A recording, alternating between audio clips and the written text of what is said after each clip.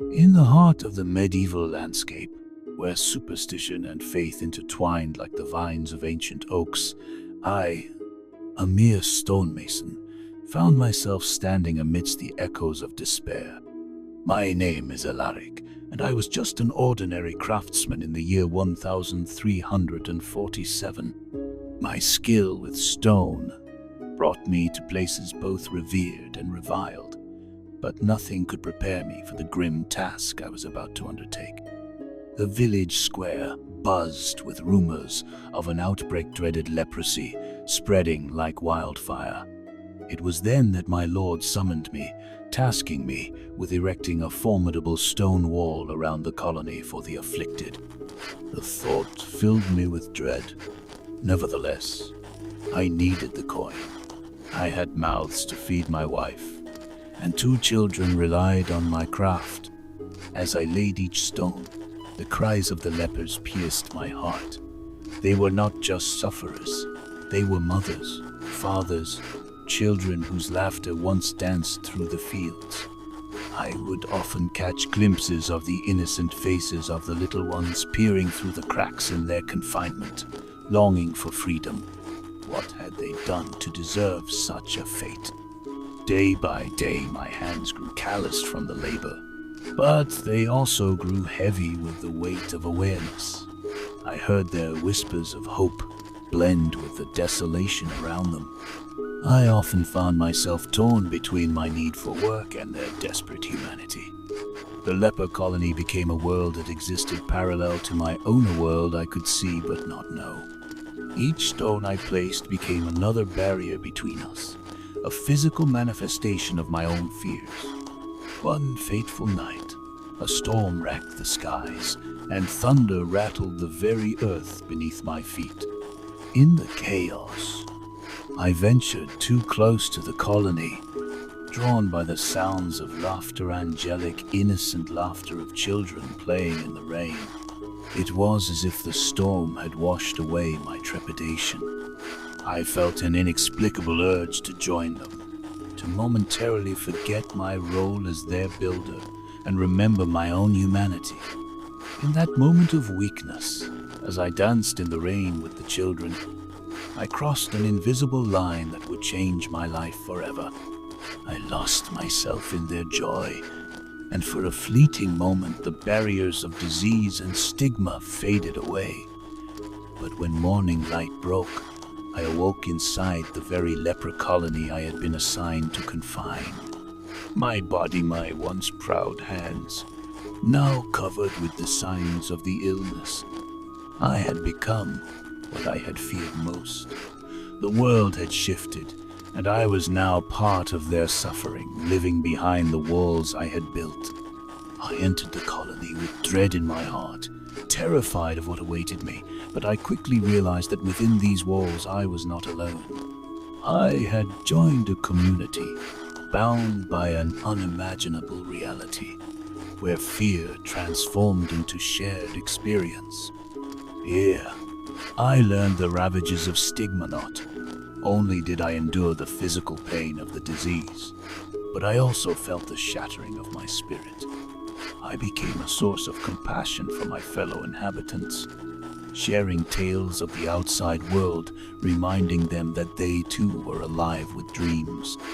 Together we embraced the struggle, and in the shadows of despair, resilience blossomed. Despite the grim circumstances, our community flourished within the confines of the stone walls. We shared resources, cared for one another, and celebrated small victories, a warm meal or a shared laugh. I learned how to weave baskets, a skill that the children taught me, a way for all of us to contribute, and it became a symbol of our perseverance. Laughter danced around us, even as the specter of death loomed, and we grew closer. As I navigated my new existence, I discovered a profound truth about the nature of humanity. Love, kindness, and camaraderie flourished even amidst darkness. Our bonds became unbreakable even within the prison walls. I often reminisced about the free world, and in those stories we found hope. I no longer saw myself as just a victim. I became a brother to the afflicted. Through mutual support, we found ways to cope with the pain that pulsed through our bodies and hearts. There were moments of joy, of sharing stories and relishing fleeting memories of freedom. The compassion of the other inhabitants filled the void that had once echoed with my fears. There were days when we organized makeshift festivals, celebrating life in whatever small ways we could. In those moments, I began to heal. My spirit rose above the physical affliction. As the sun set over the colony, casting shadows upon the stone walls, I stood proud among my new family, once bound by illness, but now united by love. I recognized that we had become something extraordinary, a family forged by hardship and hope. As I share my journey with you today, I urge you to remember that every person bears a story, and every soul possesses a struggle. We are connected in our fragility and resilience, in our fears and our hopes. The outside world may have shunned us, but within those prison walls, we found strength and warmth in our shared humanity. Through laughter and tears, I learned an invaluable lesson. It is not the affliction that defines us, but how we choose to live in its shadow. It is a message I carry with me even now as I recount these memories. In those tales of suffering and survival, we discover the essence of what it means to be human. In this world where the past teaches us to look at the present, I hope my story has opened your eyes to the plight of those who suffer, but more importantly, to their strength and resilience. If you've journeyed with me, I ask you to carry this message forward. Let us remember the voices from the shadows and bring their stories to light. And if you'd like to hear more tales from our past, subscribe to Medieval Stories and continue exploring together. Until next time, may your own stories be filled with compassion and understanding. As the days turned into weeks, I settled into my new reality. I grew accustomed to the routines of life within the leper colony. Early mornings greeted us with the chilling air, reminding us of our mortality and shared struggles. The harshness of our existence was softened by the camaraderie that flourished among us. We were no longer defined solely by our affliction. We had become a part of something much larger. Every evening we gathered beside a flickering fire, where so many stories unfolded. I often found myself enthralled by the tales of those who had once roamed freely in the outside world, living unburdened by stigma. Their stories were not just of joy, but of loss and hardship, the experiences that led them to this confinement.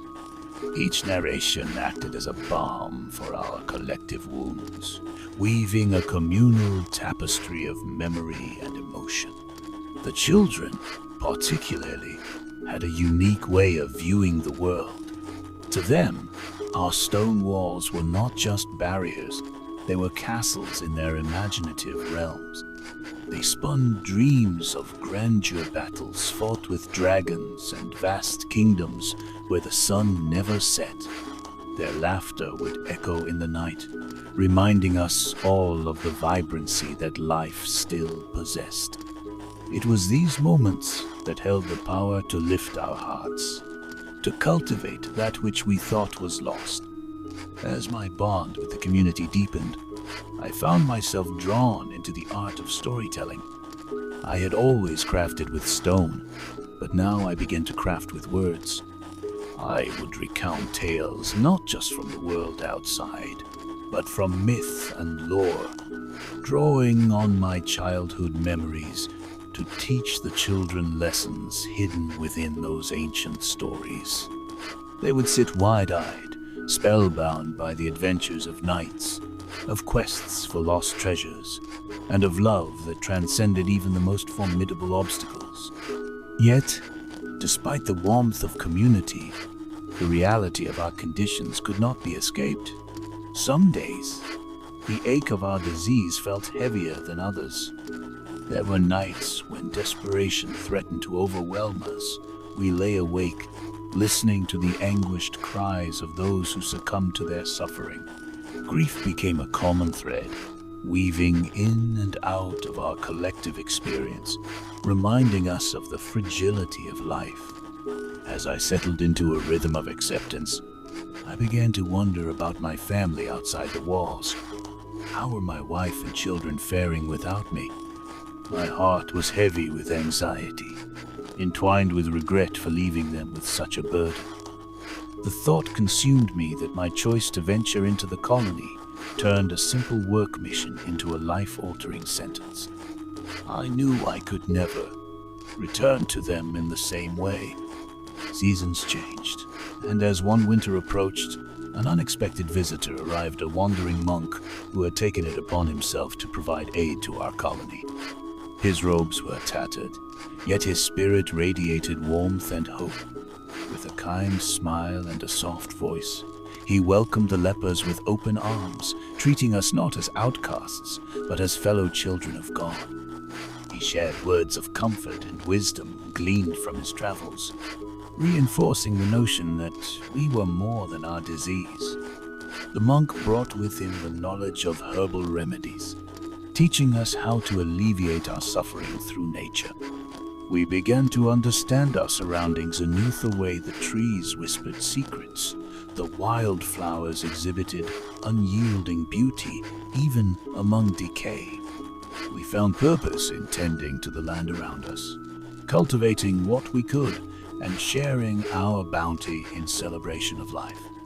With the arrival of spring, hope filled the air. The once desolate land began to bloom, mimicking the awakening of our spirits. It was as if the earth acknowledged our struggles and sought to heal us in return. We gathered wild herbs, formed teams to restore the little patch of soil we could call our own, and rejoiced in our small triumphs. As flowers blossomed, so did our sense of community, our resilience, and our will to live. One fateful day, as the sun bathed us in golden light, the children approached me with a request to build something meaningful. They wanted a place where we could gather, a sanctuary for sharing stories, laughter, and dreams.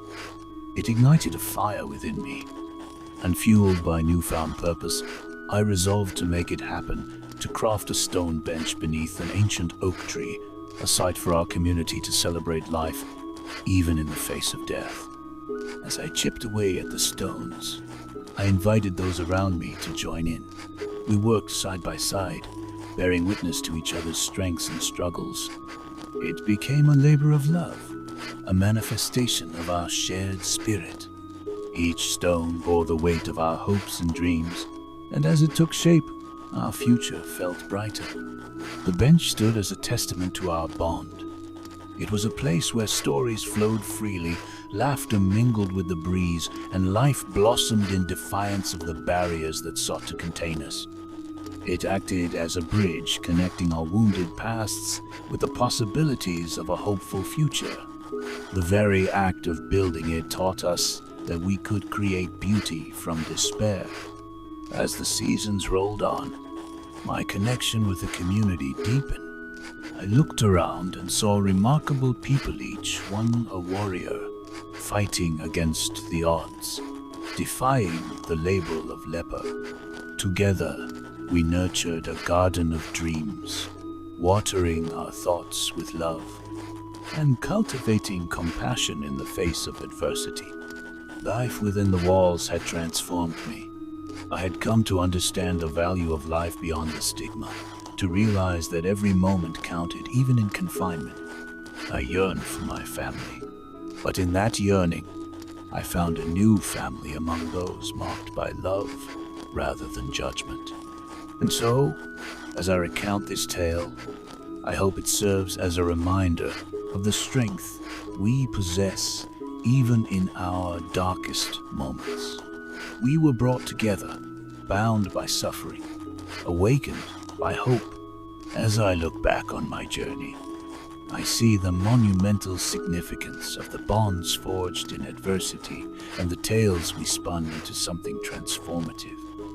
If you've journeyed with me through this story, remember that every experience, every struggle, is a part of the great human tapestry. Let us honor the voices of those who have suffered and strive for compassion. To hear more stories from our past, subscribe to Medieval Stories, and let's continue exploring the lessons history holds for us. Until next time, may you find the light in the darkness and share it with the world. As the sun set behind the stone walls, casting long shadows on the ground, I gathered the community around the newly built bench. It was a place where the air was heavy with stories, laughter, and the warmth of shared companionship. We had transformed our prison into a sanctuary of hope. As we sat together, I could feel the pulse of life coursing through our small gathering, a rhythm that defied the despair surrounding us. On that fateful evening, the monk joined us again, his presence like a beacon illuminating our hearts. He began to share stories of great heroes and legendary quests, his voice weaving threads of courage and determination into our spirits. With each tale, we felt our wounds begin to heal, not just from the disease, but from the weight of isolation. His words sang to our souls, allowing us to dream beyond the confines of our reality. The children listened intently, their eyes wide with wonder, imagination soaring on the wings of the stories. They asked questions, eager to climb the heights of the legends we created. It reminded me that, despite our circumstances, we were not defined by our suffering. We were shaped by the human spirit's unwavering capacity for resilience and creativity. As weeks turned into months, our community blossomed with more than just tales. We set about creating a small garden near the bench, planting herbs and vegetables, nurturing life amidst the harsh realities of disease. The act of cultivation became a metaphor for our existence. From the depths of despair, we were determined to grow and thrive. Gardening sessions turned into gatherings infused with laughter, friendship, and joy. I found myself immersed in this new life, fully aware of the sacrifices that had brought me here. I missed my family every day, yet the tenderness of my new bonds offered comfort. In those moments of unity, I learned that family could come in various forms, and sometimes it could be forged from the unlikeliest of circumstances. Evenings spent under the stars were filled with a sense of belonging. The stories morphed. They were no longer solely about ancient legends, but also about us, the tales of our lives intertwined. We began to tell the stories of our struggles, our fears, and our triumphs, gaining strength from the threads that connected us. By facing our realities, we found liberation. We transformed our pain into shared narratives of courage. As our self-made garden flourished, it began to attract the attention of curious villagers from the outskirts. It was remarkable to witness them reacting, moved by our tenacity, intrigued by our transformation. They would often hesitate, drawn in by our laughter and the aroma of fresh herbs perfuming the air. At first, they approached with caution, unsure of their acceptance among us. Some offered to trade goods for our produce, while others came to share stories of their lives outside our walls. With each visit, I urged my fellow inhabitants to open their hearts to these outsiders. The monk, too, played a pivotal role in bridging the divide. He taught us that compassion can dissolve the barriers of prejudice, and that understanding often sprouts from simple conversations. Slowly, the walls that confined our spirits began to crumble, replaced by a growing web of community that included those from beyond the stone edges. Then, one fateful evening, a deeper connection was formed. A young woman named Alaric ventured into our domain. She had heard whispers of our garden and was curious about the people behind the efforts. With a heart full of courage, she entered the colony with a basket filled with bread and warm soup, a simple offering that nourished both body and soul. Ilarra's kindness sparked a friendship that enveloped us like sunshine breaking through the clouds.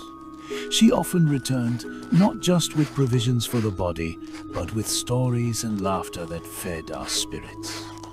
With every visit, she became a thread woven into the fabric of our lives, crafting connections that bridged our worlds and dissolving our fears of the outside. Through her voices, we learned about the lives unfolding outside our walls, the festivals, the music, the simplicity of life that we had once taken for granted. Alaric painted vivid pictures with her words, turning our isolation into shared experiences.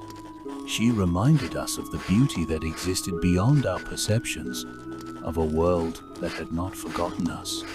Within those brief moments, I felt the weight of longing subside.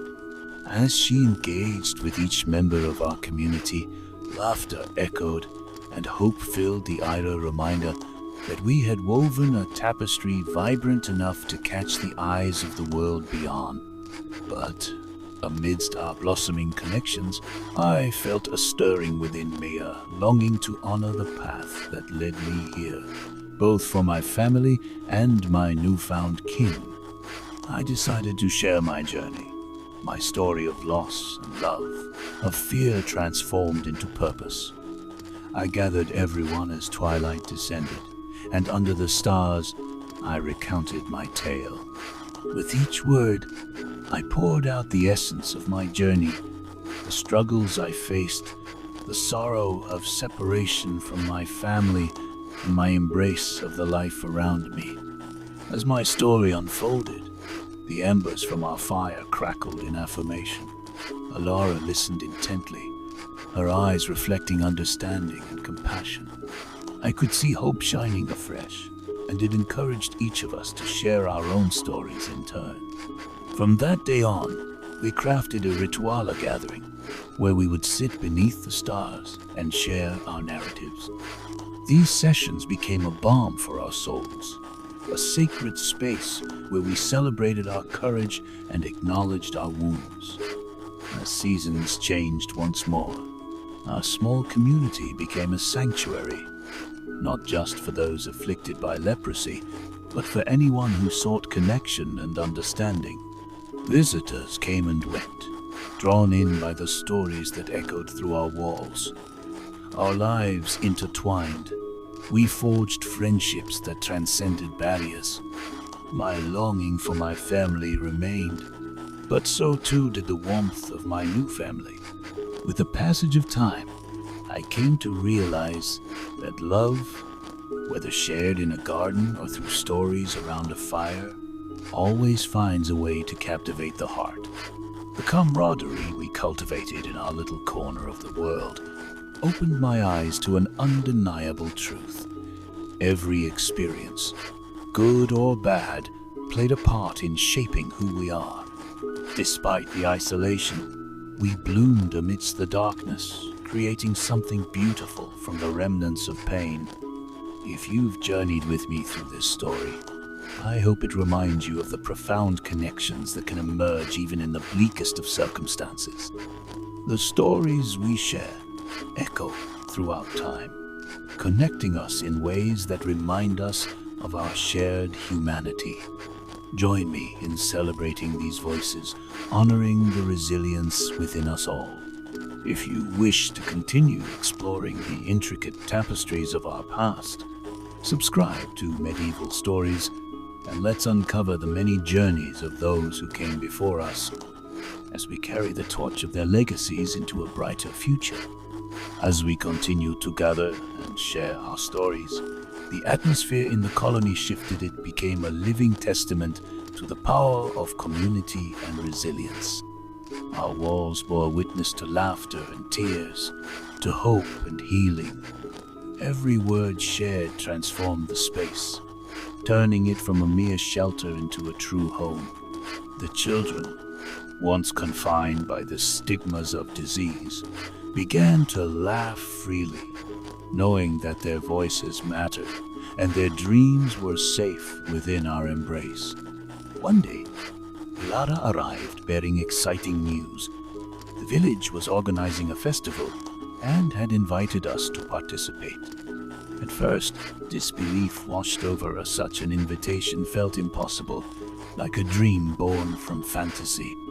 Yet, as Ilara's excitement bubbled forth, so too did the desire within us to break free from the isolation that had long defined our existence.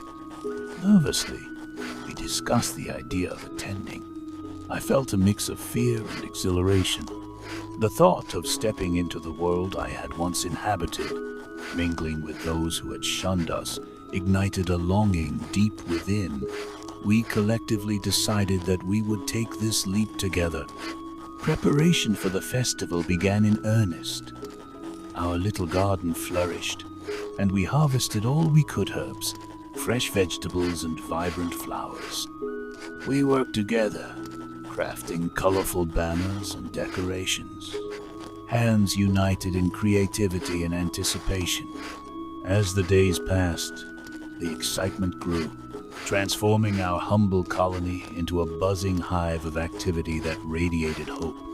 When the day of the festival finally arrived, our hearts raced with anticipation. We donned our best garments, stitched together from remnants of the past, and adorned ourselves with flowers plucked from our garden. Ilara stood by us, offering her encouragement and support, reminding us that we had a place in the broader world, a place to be celebrated, not feared. As we made our way toward the village square, a mix of emotions washed over my nervousness, intertwined with excitement. The path we trekked seemed both familiar and foreign, the walls of our colony slowly fading behind us. As we approached the square, I caught sight of the lively festivities, laughter echoing through the air, the aroma of food wafting toward us. But alongside the joy, trepidation crept into my heart. Would they accept us? Would they remember the stories of suffering? Or choose to see us only as the lepers defined by our affliction? My heart raced as we reached the center of the festivities, our small band of misfits stepping into a world that felt both exhilarating and daunting. In that moment, Ilara stood by my side, offering a reassuring smile. As we entered the buzz of voices and laughter, some villagers turned to look, their expressions a blend of curiosity and surprise. I felt vulnerable under their gazes, as though I were stripped bare of any defenses I had built. But as I took a deep breath, I realized that the only thing to fear was the fear itself. We joined the throngs, absorbing the songs, the dancing, and the celebratory atmosphere. Ilara introduced us one by one, her warm voice smoothing over any awkwardness as she shared the stories of our colony. It was a revelation. Our tales were not just ours. They belonged to a community, a shared experience of humanity that resonated deeply. Slowly, acceptance bloomed in the eyes of the villagers.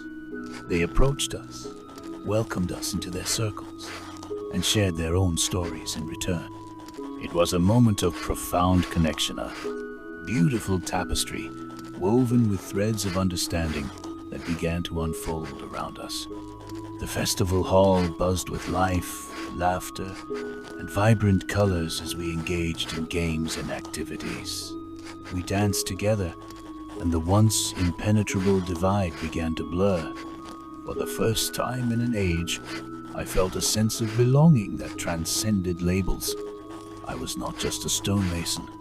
I was a father, a son, and now a brother, to those who had once cast me aside. As the sun dipped low in the horizon, casting golden hues across the revelry, I was captivated by the sight of children from both communities playing together. They chased each other with squeals of delight, unaware of the invisible barriers that had separated us for so long. Their laughter mingled, echoing in the night air, carrying the promise of a new tomorrow. In that shared space, I recognized a shift within myself. I was not just a participant in the festivities, I was an architect of change. My hands had crafted stone walls, but here they were shaping relationships, cultivating a bond that spanned the depths of human experience. Hope blossomed in our midst, and as we gathered around a communal table for a feast, I felt gratitude swell within me. As we shared a meal, I noticed the expressions of joy, curiosity, and understanding illuminating the faces of my fellow lepers. It was clear that our presence didn't just ripple through the villages. Instead, it sent waves of change throughout both our worlds. We were not alone. We had woven our narratives into the vibrant fabric of the community. As night settled in, Alaric shared stories of the stars above, linking our experiences to the constellations. Her voice painted cosmic tales that transcended our earthly existence. With each story, I felt more entwined within the universe itself, an integral part of something far greater than our individual stories. Eventually, the time came for us to depart, but our hearts were not heavy. Instead, they were filled with a lightness that buoyed us as we left the village square. The fear that had clung to me for so long began to dissipate, replaced by the realization that we were part of a broader narrative. We had touched lives beyond the confines of our stone walls, and in return, those lives had left an indelible mark upon us. The journey back felt lighter each step, resonating with newfound strength. Together, we walked as a united front, our spirits ignited by the connections we had forged. Beneath the starlit sky, I understood that the stories we chose to tell would ripple through time, forever shaping our world. If you've journeyed with me through this tale, allow it to inspire you to embrace the powerful connections that defy boundaries. Remember that our stories hold the power to heal, to create, and to bring us together in unexpected ways. Let us honor those who share their lives with us as we continue to weave the tapestry of humanity. If you wish to delve deeper into the tales of the past, subscribe to Medieval Stories, where we uncover the incredible journeys of those who walked before us, lighting the path for those who follow. Together, let us uncover the stories that bind us all in shared experience, moving towards a future filled with hope and understanding.